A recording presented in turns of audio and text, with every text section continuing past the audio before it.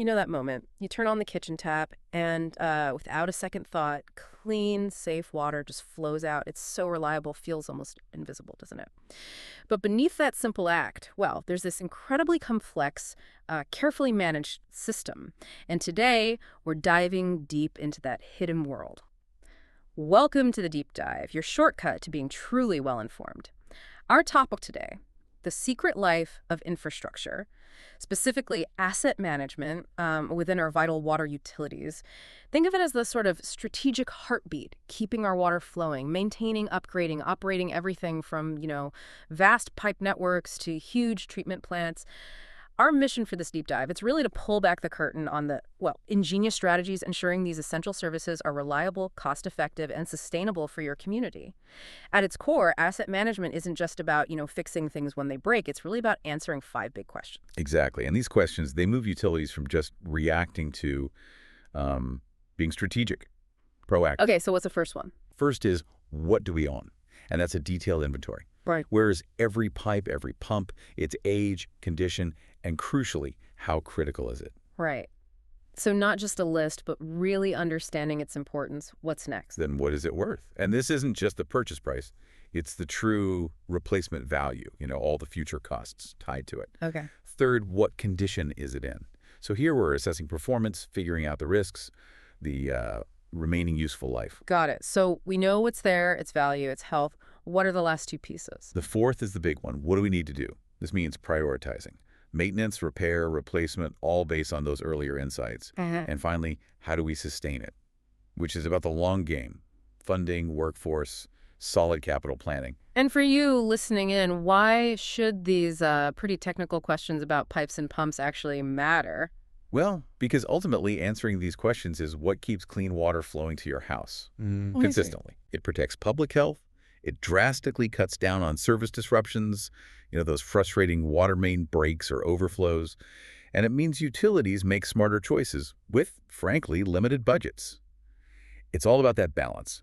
Cost, risk, performance.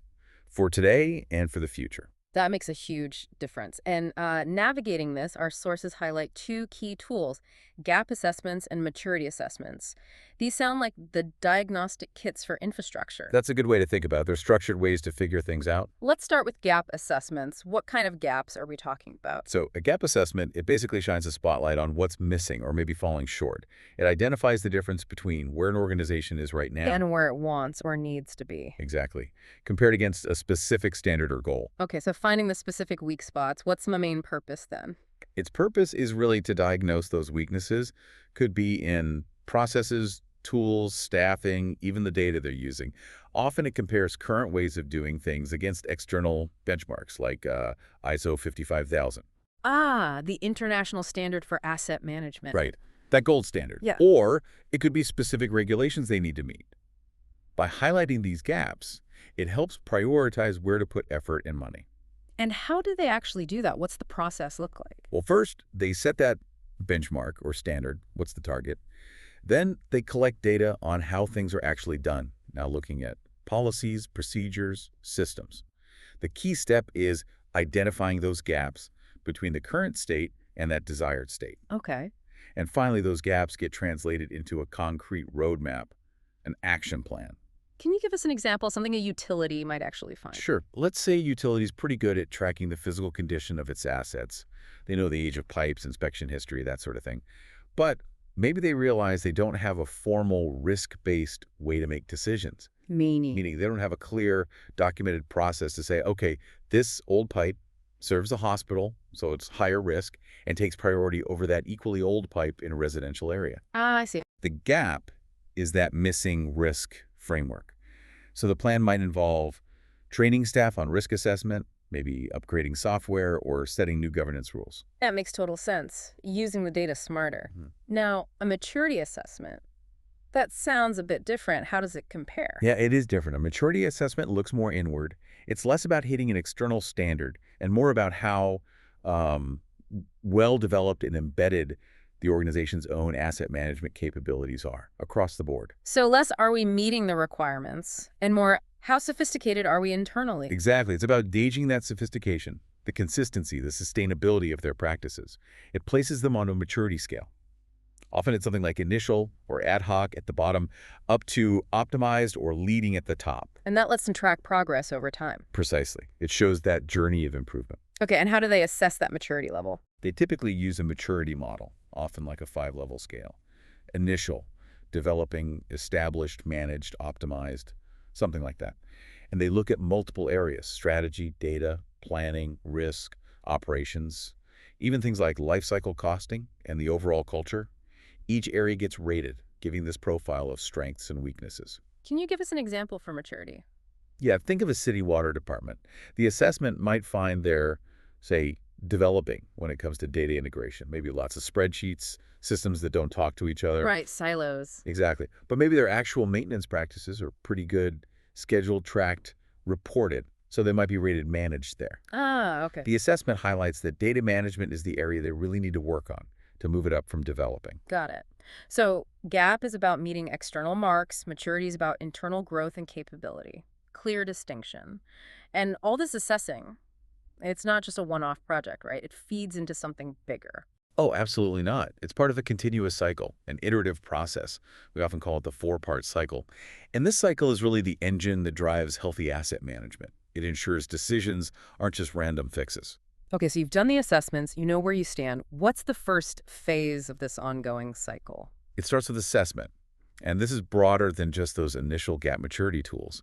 It's the ongoing work of understanding the current state, inventorying assets, evaluating their condition and performance, analyzing risk.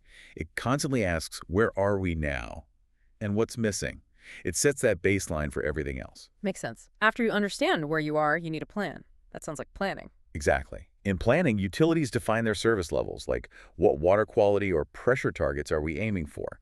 They prioritize projects based on risk, cost, benefit. Then they develop those long-term capital improvement plans as CIPs and figure out the financial strategy to actually pay for it all. So connecting today's asset health with what the community needs tomorrow. Precisely. Making sure those limited resources go where they matter most. Okay, plan in hand.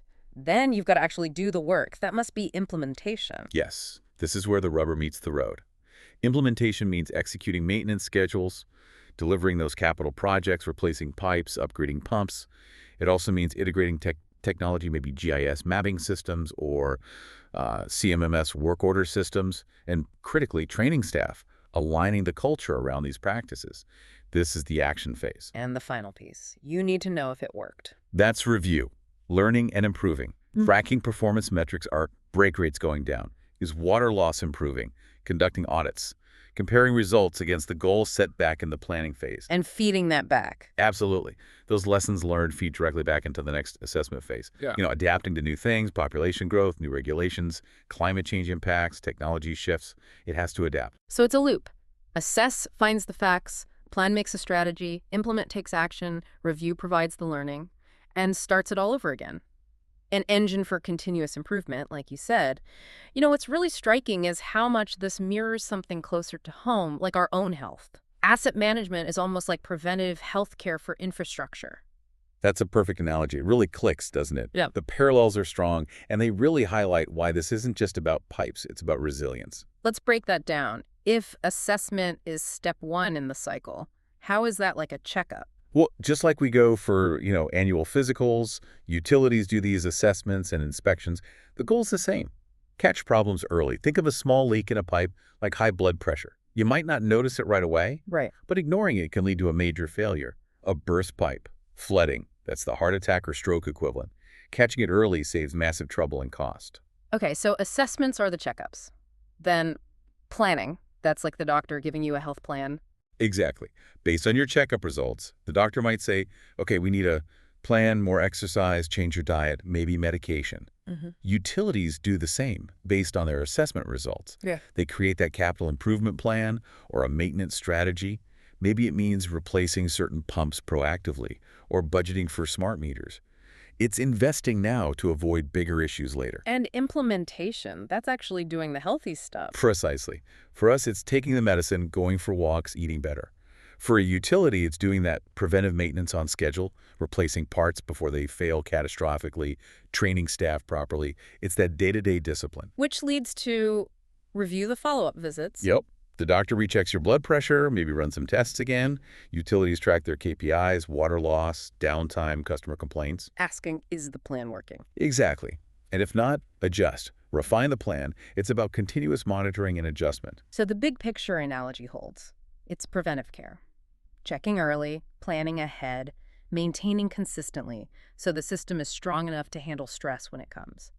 But beyond the technical side, these assessments must have a big impact inside the organization, too. Oh, absolutely. That raises a key point. Yeah. How do these tools actually change how people work together? They're not just technical reports. They act as a kind of organizational mirror. Organizational mirror. I like that. How does it help create a baseline reality? Well, they give everyone an objective starting point. Gap assessments show where they stack up against standards. Maturity assessments show their internal capabilities. Together, they clearly highlight what's working well. Maybe strong preventive maintenance, but also expose weaknesses like, say, poor data sharing between departments. It gives leadership a factual, holistic picture, moves beyond just gut feelings. And I bet that helps bridge disconnects, maybe between management and the folks in the field. It really does. Often, field staff see the immediate problems, the equipment breaking, the lack of tools. Leadership might be focused more on budgets, regulations, the bigger picture. Assessments can reveal where these views don't line up. For instance, maybe leadership thinks data management is fine, but the assessment, perhaps through talking to field staff, shows they're still relying on paper logs for critical info. Ah, Validating both perspectives actually builds trust. that's huge for getting everyone on the same page. And these assessments also help define meaningful KPIs, right? Right. Key performance indicators. Yes, KPIs make progress visible, tangible.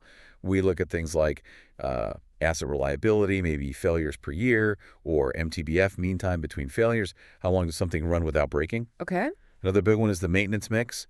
What percentage of work is planned preventive maintenance versus reactive emergency repairs? The goal is always to shift more towards preventive. Makes sense. We also track downtime, overall life cycle costs, how quickly work orders get completed, customer impacts like complaints or outage times. And, importantly, you can even calculate ROI, showing the savings from avoided failures versus the cost of planned upgrades. Which lets them show repeatable progress, not just talk about it. That's key. By doing these assessments regularly, maybe every 2-3 years, they can demonstrate real movement. Our maturity score in data management went from level 2 to level 3, or preventive maintenance now makes up 65% of our work, up from 40%. Concrete results. Exactly. That shows leadership a clear return on their investment in asset management. And the source material mentioned using anonymous surveys with field staff. Why is that so important? It's incredibly valuable. Anonymity is crucial. It removes the fear of saying something critical and facing backlash. It allows for really honest feedback. It's trust. It builds huge rapport. Yeah. Staff feel heard, like their perspective matters. And these surveys often uncover the real pain points things leadership might not see. Maybe it's inefficient procedures, lack of the right tools, poor communication. And acting on that feedback. That's the critical part. Yeah. When leadership actually addresses some of those issues, even small ones, it fosters a culture of listening. It strengthens buy-in for the whole asset management program. So these assessments, they really are more than just technical checkups. They're these organizational mirrors showing what's working, revealing blind spots, and helping unify everyone towards that common goal, building a more resilient system from the inside out. So to bring it all back home for you, our listener, asset management powered by these gap and maturity tools, driven by that continuous cycle, assess, plan, implement, review. It's what ensures you have reliable, affordable, safe water flowing into your home, into your community. Understanding these processes, even just a little, gives you real insight into the resilience or maybe the potential vulnerabilities of your community's essential infrastructure. And maybe this sparks a thought. Considering how utilities manage these complex systems, where could you apply some of these ideas? The gap and maturity thinking, that 4-part cycle, could it bring more consistency, foresight, resilience into aspects of your own life? Managing finances, maybe, maintaining your home, even mapping out a career path. The principles of checking where you are, planning ahead, acting consistently, and reviewing the results, they're pretty powerful wherever you apply them. Something to think about.